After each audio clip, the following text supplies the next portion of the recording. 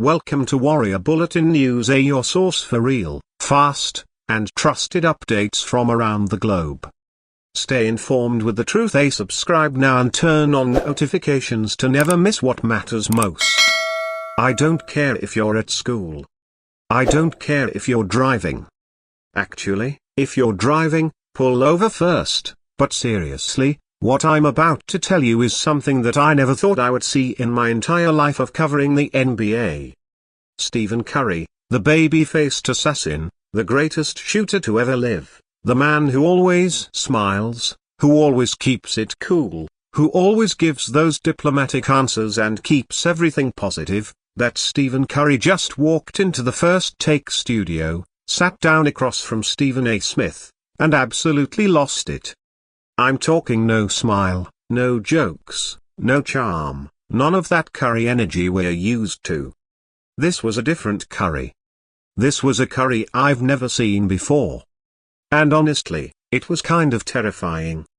And what he said, bro, what came out of his mouth over the next 30 minutes is going to send shockwaves through the entire NBA, through the Warriors organization, through the front office, through ownership, through everything.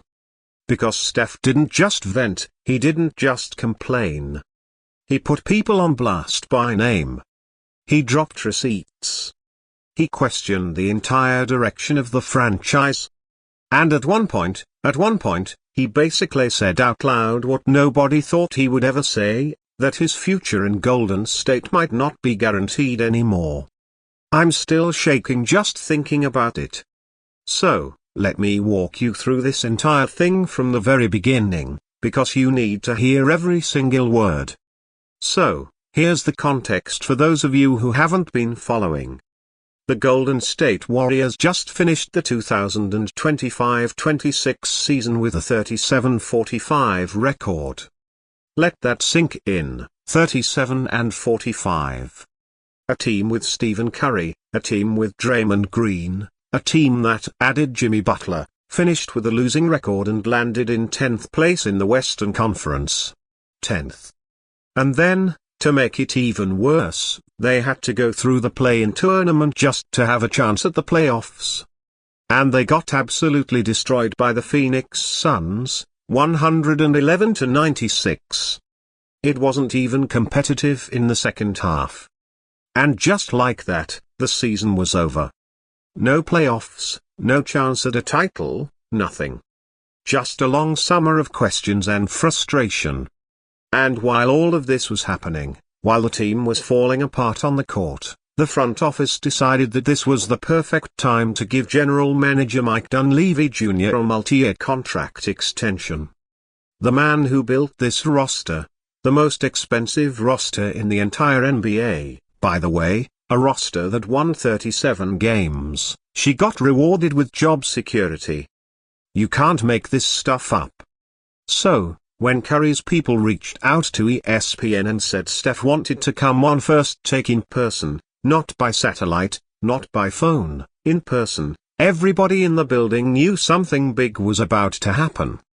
Now, let me set the scene for you, because this matters. The show opens up normal.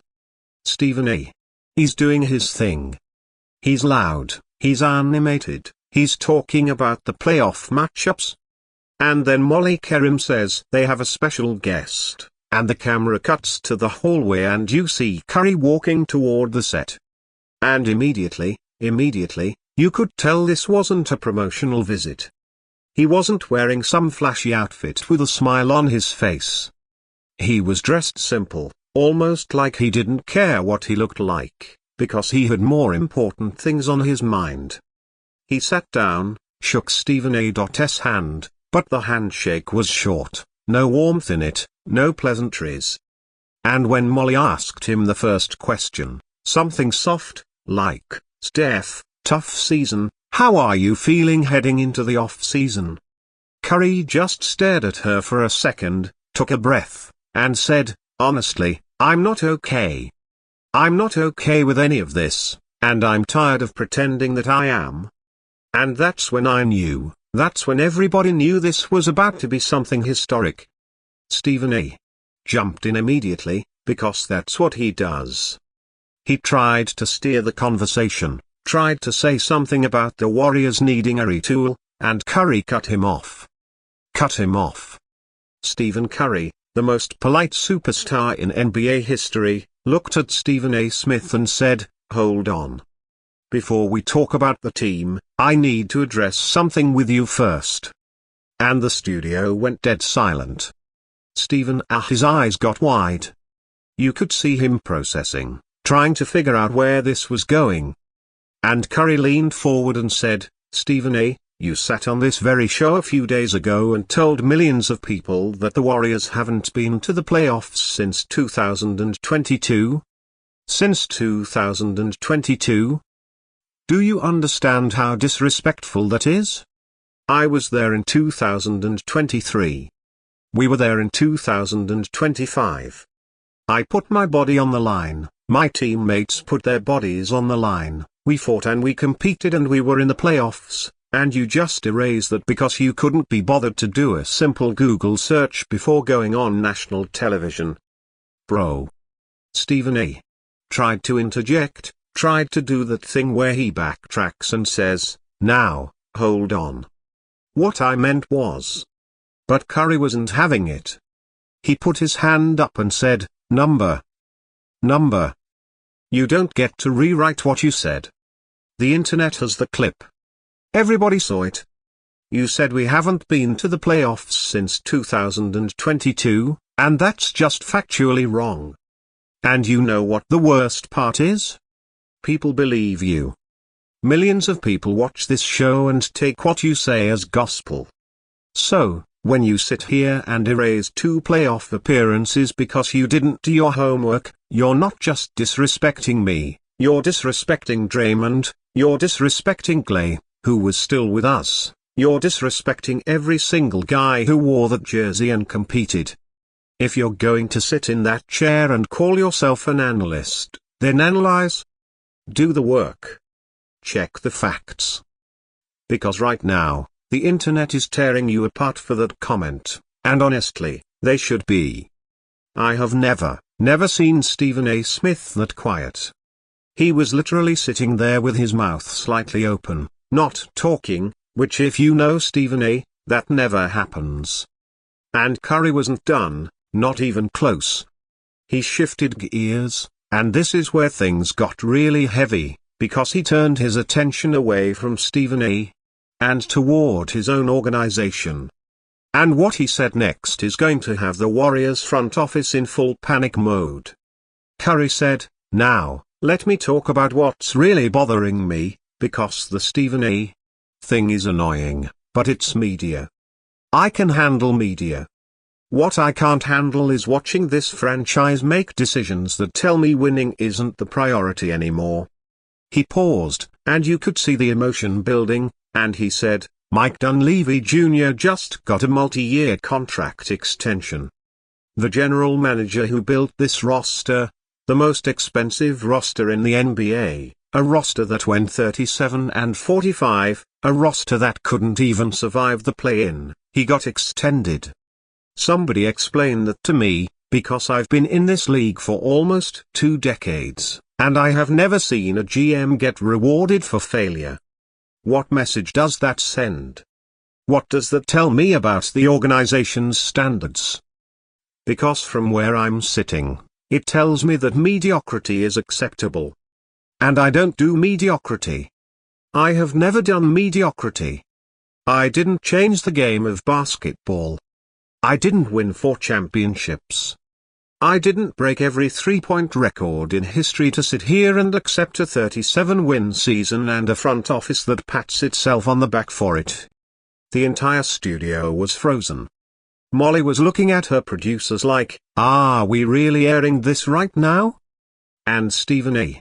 was just nodding slowly, because even he knew that everything Curry was saying was true. And then Curry went deeper. And this is the part that's going to have Joe Lacob, their Warriors owner, pacing in his office. Curry said, "I averaged over 26 points per game this season, at 38 years old. I gave this team everything I had, every single night, and I watched us lose game after game after game, because the roster construction doesn't make sense. We're trying to do two things at once and failing at both. We're trying to win now and develop young guys at the same time, and you can't do that. It doesn't work. Either you're all in on winning and you go get the pieces to compete, or you commit to a rebuild and you let the young guys play through their mistakes. But this middle ground, this purgatory we've been living in, it's killing us. It's killing me. Then he brought up Jimmy Butler, and this is where things got really real. Curry said, "We brought in Jimmy Butler. And look, I have nothing but respect for Jimmy as a competitor, as a winner, as a guy who brings intensity every single day, but he was hurt for most of the season, and that's not his fault. Injuries happen. I understand that better than anybody, but the question is, what was the plan if Jimmy went down? What was the backup plan?" Because from what I saw, there was no backup plan.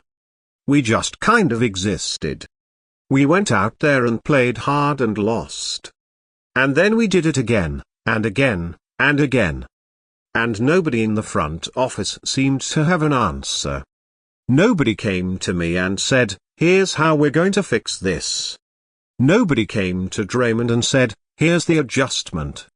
We were just out there on our own, figuring it out game by game. And that's not how championship organizations operate.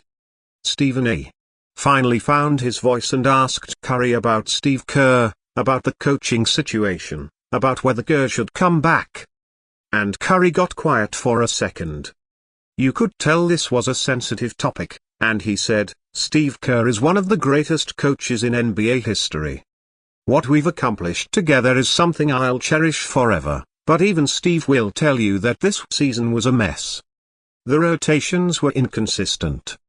The identity of the team changed every other week, and I think a lot of that comes from the fact that Steve himself doesn't know what the front office wants. Does ownership want to win now? Do they want to rebuild? Because Steve can't coach in limbo. Nobody can. And the fact that Steve hasn't decided whether he's coming back or not, the fact that he's weighing whether to pull the pin on this whole thing, that tells you everything you need to know about where this franchise is right now. When your coach is thinking about walking away, that's a code red. Then came the moment that is going to be replayed for years, the moment that changed everything. Stephen A. asked him straight up, "Steph, are you committed to the Golden State Warriors long term?" And Curry paused. He paused. Stephen Curry, the man who has been synonymous with Golden State for his entire career, the man who built the dynasty, who put the Warriors on the map, who turned the Bay Area into the basketball capital of the world, he paused when asked if he was committed. And then he said, and I'm going to give you his exact words because they matter. He said, "I love Golden State. I love the Bay. I love the fans. Everything I am as a basketball player, I built here. But I'm not going to sit here and lie to you and say that I haven't thought about my future. I'm 38 years old. I don't have 10 years left. I might not have 5 years left. Every season matters.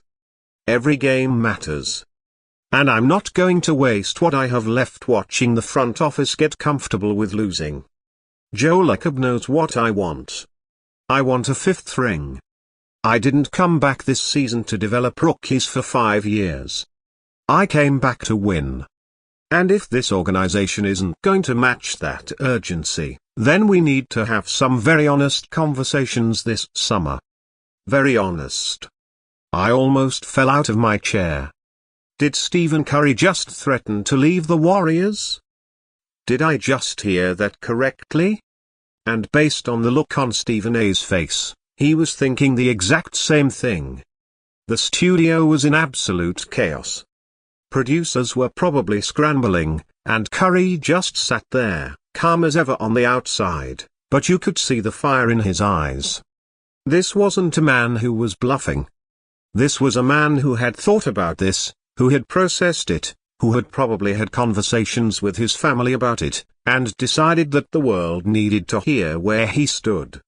And then, because Curry is Curry, he brought it back to the basketball. He said, "Let me tell you about Brandon Podziemski.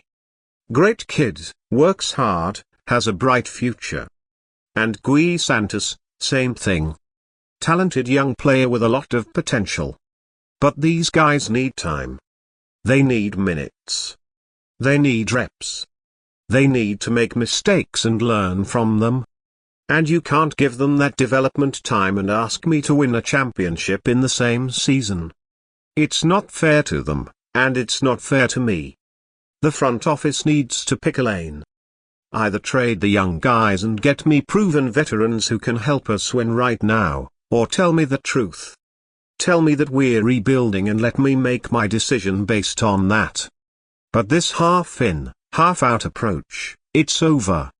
I'm done with it. Man, let me tell you, I've been covering the NBA for a long time, and I have never seen a superstar be this honest, this raw, this direct about his own franchise on live television. Curry basically put the entire Warriors organization on notice. He told Joe Lacob, he told Mike Dunleavy Jr., he told everybody that he's not going to sit around and waste his final years on a team that's stuck in no man's land. And the craziest part, nobody can argue with him. The numbers don't lie. 37-45 is unacceptable when you have Stephen Curry on your roster. Getting bounced in the play-in is unacceptable. And giving your GM a contract extension after all of that, that's a slap in the face to a player who has given everything to that franchise. So, what happens now? Honestly, I think this summer is going to be the most important off-season in Warriors history since they drafted Curry.